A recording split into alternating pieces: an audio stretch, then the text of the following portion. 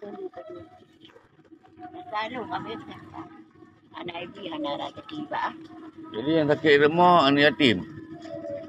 Itu memandung karena orang tua ni nak. Belum ada. Anak ibu anak rasa tiba. Tolong lebih dah masalah. Kawan kita lagi yang sana. Nyan bandanya udip nang ro kaya. Nang ro Aceh kan nang ro kaya mak. Ha? Nang ro Aceh kan nang ro kaya reo. Nyambau udip nu remta plu aqua.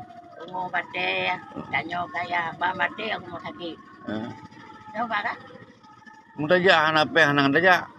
Ko beca nang ro kaya, nang ro gah menyu mu segala macam dalam tanah reo. Kaya mak kan. Tapi nyobut nak kalan.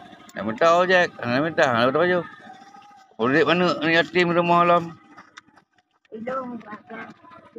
Oh, tak tenang. Gula pun yang beliau je. Tapi sekerai je nak dulu. Dia nak tambah salah. 2,000 awaknya. Gula aku. Lorongnya kan aja gula. Sonan mana mak?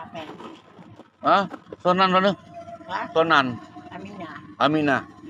Ini nanti awak.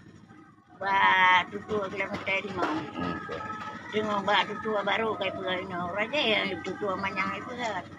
Buat dia elong ya. Belah hunun. Ya, dah. Benda bega mak nang ro reo mak ngio ah. Nang ro hana keadilan lom. Ha? Nang ro je nang ro hana keadilan lom. Ya kan? Hana keadilan lom. Nang kenyo nang ro. Hana makmu lom mak. Sabar-sabar doa mak apa?